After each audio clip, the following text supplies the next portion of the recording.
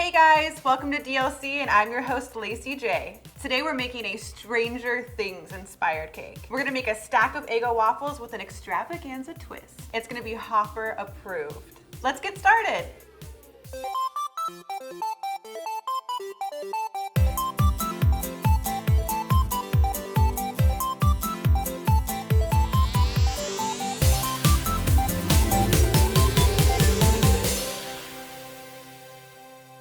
To get started, we're gonna make our maple syrup buttercream. It's an American style buttercream with powdered sugar, butter, vanilla, and since we're making an Eggo cake, we're gonna put maple syrup right into the frosting. Fair warning, this does get a little bit messy. To start, we're gonna add our butter and cream it for a few minutes.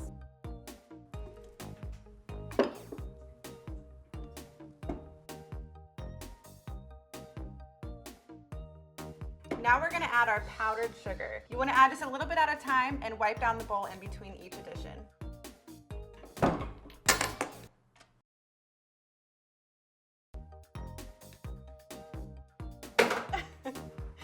Okay.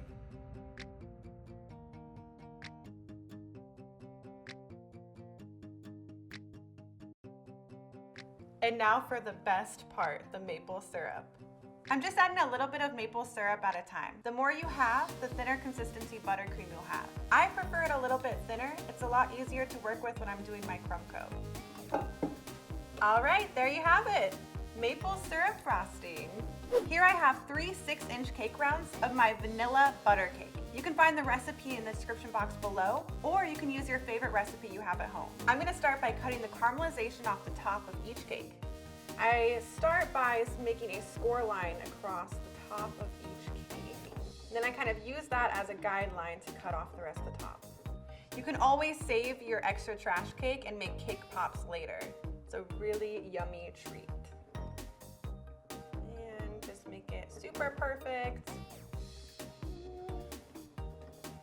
That looks good. And then just do that 2 more times. We have all 3 of our cakes, we cut off the tops of them, and now we're gonna stack it. I have the maple syrup buttercream here, our 3 cake rounds here, and I also put down a piece of non-slip right underneath of our cake board. Start with a dollop of buttercream right at the bottom. First round. I'm just applying a thin layer of buttercream in the middle. Smells really good. I'm actually having a hard time not eating it. Next layer, another layer of buttercream.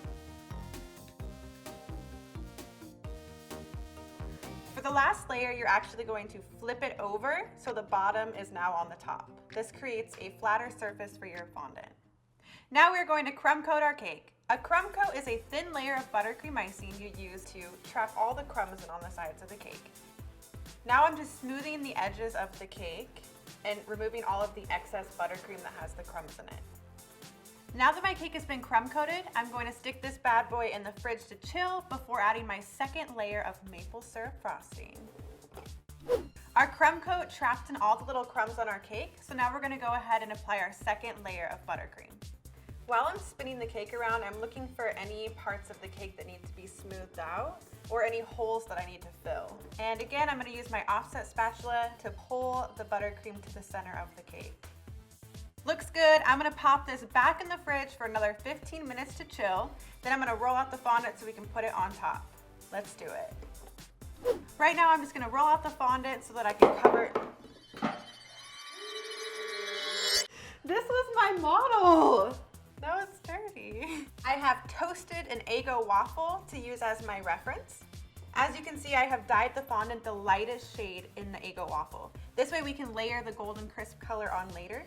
To do this, I just take some lemon yellow food coloring and some ivory food coloring.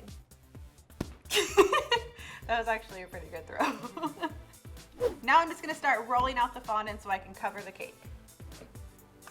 I'm just gonna roll the fondant until it gets about 1/4 of an inch in thickness. And you also wanna make sure you roll it big enough so it covers the entire cake.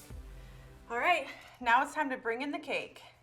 Okay, I've rolled out the fondant and I brought out my fondant smoother and a very, very sharp knife to trim any excess off the edges. Just gonna transfer this. Start at the top and get any air bubbles out. And you do want to work really quickly so that your fondant doesn't start to tear.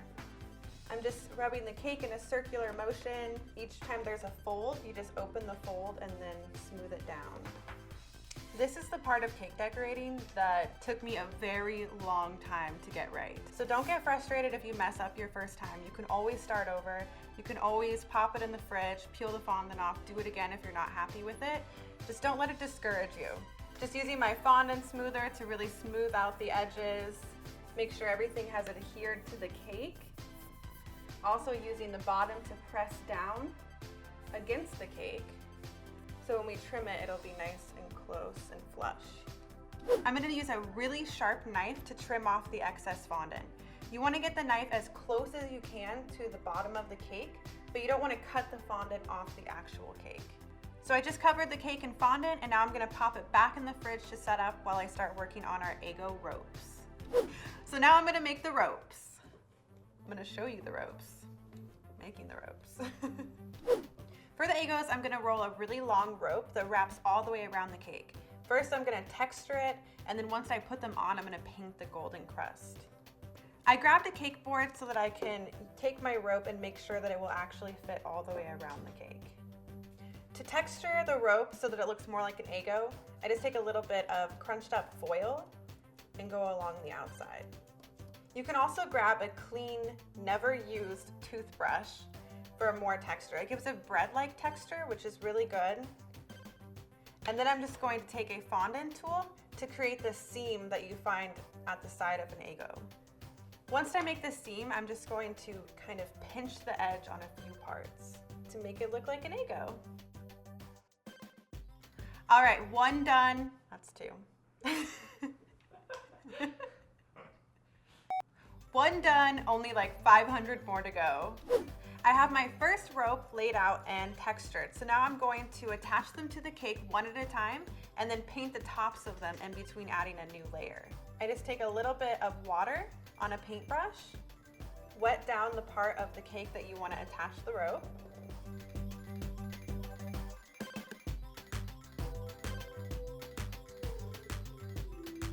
Take a really sharp knife to cut it to size.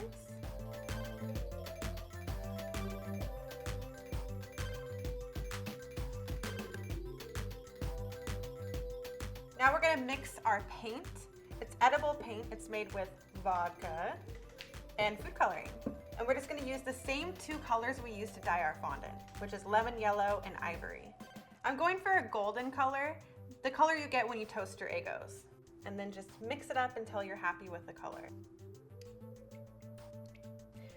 I'm just gonna test a little bit on a scrap piece of fondant and make sure I'm happy with it.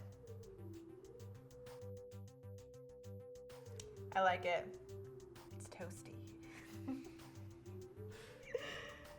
Now I'm going to apply the edible paint to the top of the Eggo.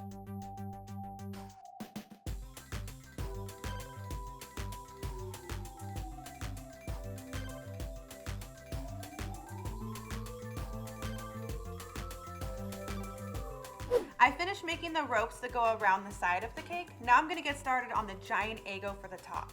To do this, I take a little bit of the pre-colored fondant that I have. I also took a brand new eraser and cut it into the shape of a square. I'm gonna use this to make the square imprints on the top. This is looking really good. Now I'm just gonna take a 6-inch cake pan. I'm gonna set it on top and trim all of the excess around. This is gonna give us a perfect circle to go on top. I'm just going to push it down and turn it at the same time. And then just pull away the excess. Yay! Oh my gosh, it turned out so good. It looks like a real Eggo. Now we are just going to adhere this to the top with a little bit of water. Then I'm gonna make a fondant strip to go around the edge that will match the rest of the ropes. Looks good. Now I'm just gonna go over the top and add the same golden brown color. This is a cake 11 would approve of. It looks just like my example. I'm really happy with how it turned out, and now we're gonna add our extravaganza twist. So my cake is almost finished. Now I'm just gonna add all of the fun toppings. I have some Sweet Whip, some Hershey Kisses, Reese's Pieces, and some fruit candies. And I'm just gonna have fun with it.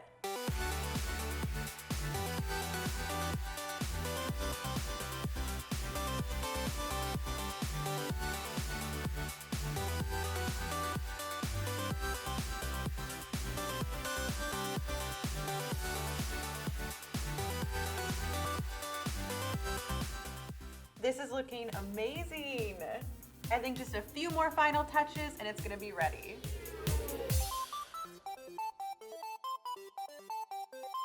There we have it. Our stacked Eggo extravaganza cake is finished. I think the Hopper and 11 would truly bond over this cake.